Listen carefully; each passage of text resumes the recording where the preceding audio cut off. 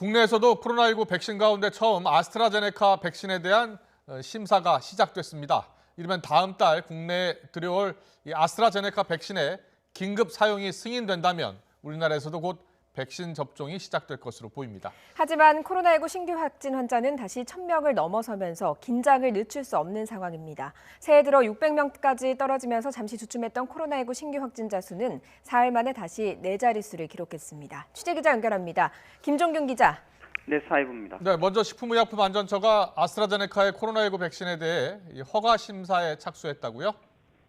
네, 식약처는 한국 아스트라제네카에서 코로나19 백신의 품목 허가 신청을 받아 심사에 착수했다고 밝혔습니다. 식약처는 180일 넘게 걸리는 허가 심사 처리 기간을 40일 이내로 단축해 심사를 끝낼 계획입니다. 이러면 다음 달 중에 국내에서도 아스트라제네카 백신을 맞을 수 있을 것으로 보입니다.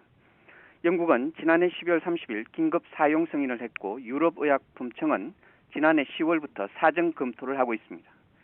식약처는 또 SK바이오사이언스에서 위탁 제조하는 아스트라제네카 백신에 대해 가장 빠른 일정으로 국가 출하 승인을 준비하고 있다고 설명했습니다. 식약처는 통상 2-3달 이상 걸리는 국가 출하 승인 절차를 20일 이내로 완료할 계획입니다.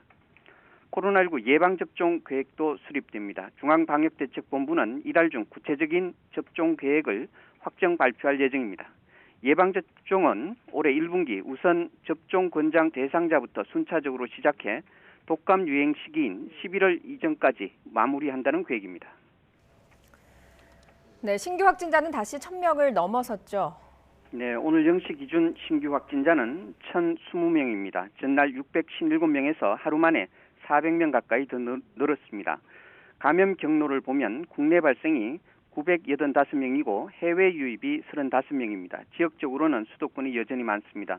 국내 발생은 서울 324명, 경기 260명, 인천 101명으로 수도권만 685명입니다. 비수도권은 광주가 74명으로 가장 많았습니다.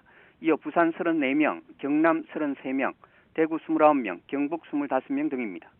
세종을 제외한 전국 16개 시도에서 신규 확진자가 확인됐습니다. 해외 유입 35명 가운데 11명은 금역 단계에서 확인됐습니다. 추가 사망자는 19명으로 누적 사망자는 981명입니다. 위중증 환자는 4명 줄어든 351명입니다.